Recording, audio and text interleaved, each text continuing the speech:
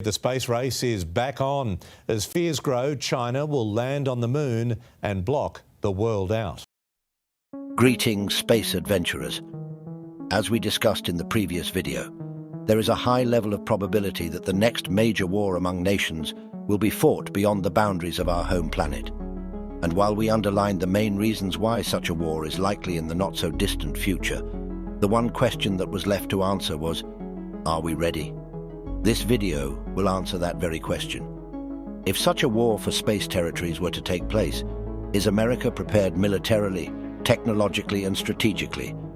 To properly answer this question, it is important to first understand how a future war in space will actually look like, because it will be quite different from the traditional form of warfare that we know of. You see, with increasing global investments in the space industry, it is no cliché to say that space really is the next economic frontier for humanity. As such, an eventual conflict over cosmic resources will have its outcome decided not by a military army, but rather by anti-satellite technology. That's right. Satellites are a quintessential piece in unraveling the puzzle of space exploration, as they allow us to observe and study the vast expanse of the universe with a high level of precision, efficiency, and cost-effectiveness, all from the comfort of our own planet. It is satellites that enabled humanity to observe distant stars and galaxies, measure the effects of space on our own planet, and understand the complex dynamics of the universe, with data at the heart of it all. That is why they are likely to be the key target in a conflict between nations of tomorrow as they race to acquire space territory and valuable cosmic resources. Assessing military strength, it should come as no surprise to anyone that the United States of America has the single most powerful military in the world, with an annual budget of over $700 billion, nearly 3 times as much as China. This budget equates to a strength of over 2.2 million military personnel, 13,300 aircraft, 983 attack helicopters, 92 destroyers, and 11 aircraft carriers.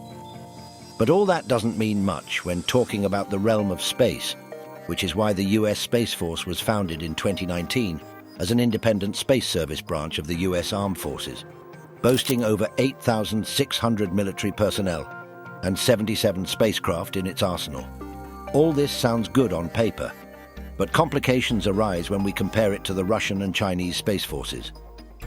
You see, Russia established its own space force all the way back in 1992, and later re-established under the arm of the Russian Aerospace Forces.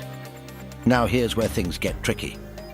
There is little to no public information about the size of the Russian Space Forces, although the overall strength of the Russian Aerospace Forces is approximately 165,000 personnel, with a few unconfirmed reports stating that the size of the Russian Space Force could be as large as 150,000 personnel. Of course, I must stress that these are unconfirmed figures, but even if the actual numbers are in the tens of thousands, it could pose a threat to America's space militarization ambitions. It must also be noted that despite international sanctions, Russia continues to bolster its own military space assets, primarily military satellites and communication spacecraft. However, the lack of commercial space systems in the East European nation, combined with Moscow's focus on communication and navigation capabilities, means that for the time being, Russia still lags behind the United States in space intelligence capabilities. This doesn't mean America is unrivaled, however, as Russia is driven to overcome its industrial weakness and nullify the US's advantages in the space race through developing technologies with subversion and disruption-focused capabilities. Meanwhile, China seems to have even more secrecy with its Space Force. Officially called the People's Liberation Army Strategic Support Force, this branch of the Asian superpowers People's Liberation Army was established in 2015 and is specifically focused on space, cyber, political, and electronic warfare. And just like with Russia, we seem to have little to no information about its strength or scope of operations. The People's Liberation Army boasts over 2 million personnel, yet there is no information available on the size of its strategic support force, which means the US Space Force is completely in the dark in regards to the Asian rival it faces. However, if the words of the agency's Vice Chief of Operations are to be believed, China is progressing in the space frontier at an incredible pace, and under the current status quo, it is possible that it could outpace the US and gain military advantage in space. Considering that in the short span of 5 years, China has deployed more than 260 imaging satellites and about 50 navigation satellites, it is no surprise that the Space Force General is pushing for increasing the force's budget beyond 2023, as the Asian juggernaut's space militarization capabilities reach ever closer to our own. Unlike the nuanced superiority of America's space-focused military strength, technology is an area that the US might be crucially lacking when compared to Russia and China. It feels quite ironic to say this because the United States is one of, if not the most, technologically advanced nations on Earth, with an annual military budget 3 times that of China. But where America dominates in high-tech weaponry for traditional warfare, it equally lacks when it comes to space-focused offensive tech, specifically anti-satellite weapons or ASAT. To date, there have been only 4 countries that have tested anti-satellite tech to shoot down their own satellites in a show of force: the United States, China, Russia, and India. So far, none of them have actually utilized ASAT systems in warfare, but that could all change sooner than expected. The United States has been testing ASAT technology the longest of any of the 4 capable nations, working on developing anti-satellite weapons since 1958, including the likes of ballistic missiles, high-altitude nuclear weapons, and directed energy weapons.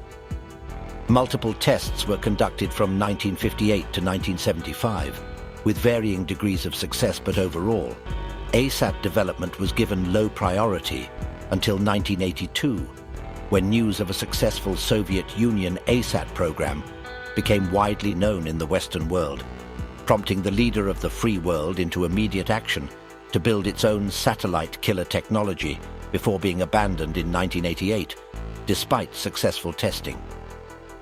The last debris-generating ASAT systems test was conducted in 2008 as part of Operation Burnt Frost to intercept and destroy the non-functioning US National Reconnaissance Office satellite, USA 193. Since then, America has slowly moved away from developing any new ASAT systems, with the country's Vice President Kamala Harris stating that the US will no longer conduct anti-satellite tests as part of a new norm policy of responsible behavior in space, and asking other nations to commit to the same pledge. Whereas America is closing the chapter on ASAT development, Russia and China are bolstering their own arsenal.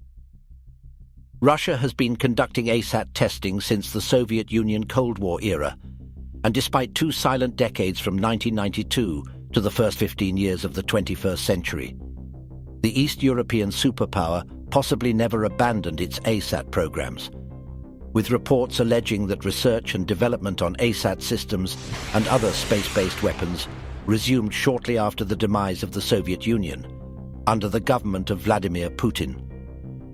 The East European superpower has conducted several successful ASAT tests since 2015, with the latest one launched in November 2021 to destroy a Soviet-era satellite, leading to a debris field that affected the International Space Station.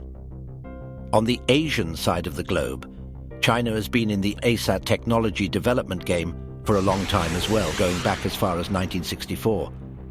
And while China has not carried out a publicly reported destructive ASAT test since 2007, it has reportedly still experimented with other offensive capabilities, which includes moving close to other satellites and developing a robotic arm that is designed to grab and disrupt other satellites. China's rapid pace of development of highly advanced space weaponry has undoubtedly made the world's most powerful nation quite worried, with a 2016 US Congress report warning that the Asian economic giant is possibly developing space weapons to destroy American satellites. The undeniable reality is that both Russia and China at this stage have very likely surpassed the US in anti-satellite weapons technology, which explains why the Pentagon and the US Space Force are so concerned with the growing space capabilities of both rival nations. The US Space Force's Chief of Space Operations singled out China as the largest and most immediate threat to the US space ambitions, as the agency worries about China's advanced space military technologies. which include ground-based laser satellite disruptors, electronic warfare jammers that target GPS and communication satellites, and anti-satellite missiles, all of which the US Space Force worries China will likely use in case of a future conflict between the two nations. The Pentagon has raised similar concerns over space-focused weapons being developed by China and Russia, warning that the development of such weapons could significantly impact US deterrence and strategic stability, forcing it to consider appropriate response options to the potential development of such offensive capabilities by any of its key adversaries. America has lost the ASAT war, and it is rightly concerned over how this will impact its strategic security in a world where its two biggest rivals are at the cutting edge of this technology. Moving beyond military and technological capabilities, perhaps the biggest reason why the US is probably not ready for such a space war comes down to strategy.